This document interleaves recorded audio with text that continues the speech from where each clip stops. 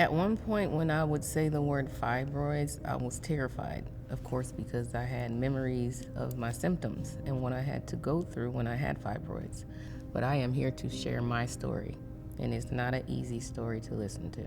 In every menstrual, I would notice different symptoms, from the dizzy spells, the constant urination, and the heavy clots that would come out of me. But with the fibroids, I didn't make the decision to figure out what was going on with me until I fainted. And that's when everything changed. Going to the restroom, I sat up out my bed, and I just remember everything spinning. So I'm like, okay, I don't know what this is, but I got up anyway when I should have stayed still.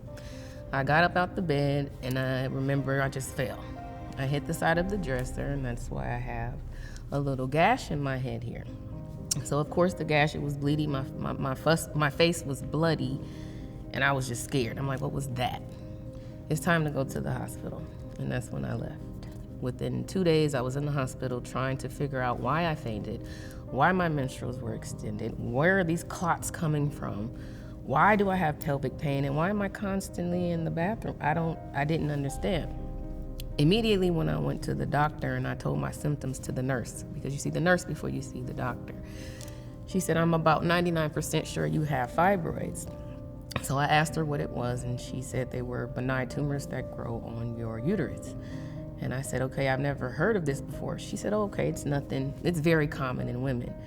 One thing I didn't like about the conversation is almost as if I felt dismissed, as if I'm in a common situation along with every other woman, and because it's so common, you should be able to handle this like everyone else. Meaning the way she was talking to me as if I should have been aware of a situation we never talk about.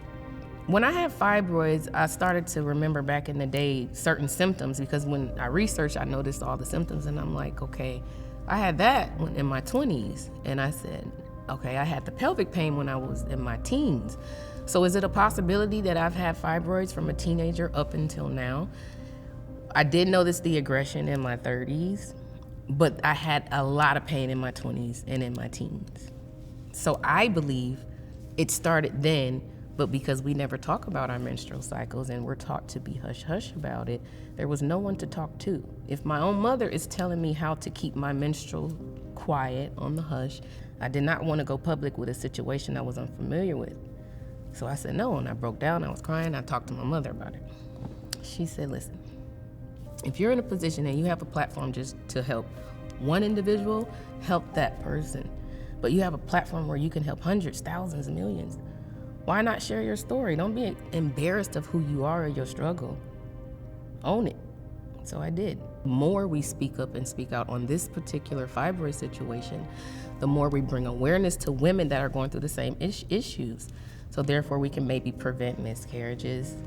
You know, we can prevent the extended menstruals. We can stop the pelvic pain. We can stop the clots from coming out. You have options. But if you're unaware of your options, how do you know what to do? That's why I'm here. One of the many issues that I had with fibroids was my mental state of mind. Because of the many symptoms, I stopped dating. I separated myself from my family, my friends. I just became self-absorbed, and I didn't know who to talk to. I had to get it out. There was not another day I wanted to go past of constantly going to the bathroom. I couldn't take it anymore. Yes, I had my surgery, but I understand that I did have other options. I just wasn't aware of the other options. You don't necessarily have to have a myomectomy or a hysterectomy, depending on your situation, but there's another option, UFE. Because this experience of fibroids is very common in all cultures of women. 80% of all women will get fibroids. What level that is depends on your body. 80%? And you didn't tell me anything? As many times as I see my OBGYN, my pelvic pains from my menstrual cycle in my teens, you give me ibuprofen and send me on my way. Let's get to the core issue and figure out we can do that. And once we get to the core issue, we can help more than we think.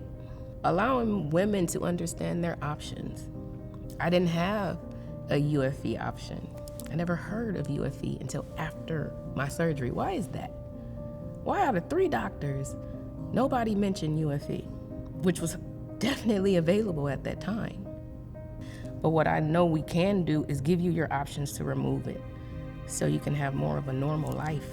I know several women now who's dealing with fibroids today, who has dealt with fibroids. My friend had 3 surgeries. 3. Let me tell you about my other friend. She had a baby.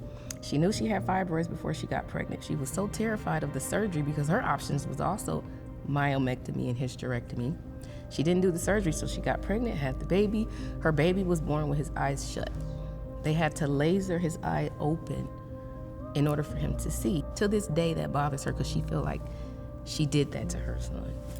And she didn't. She just didn't know her options.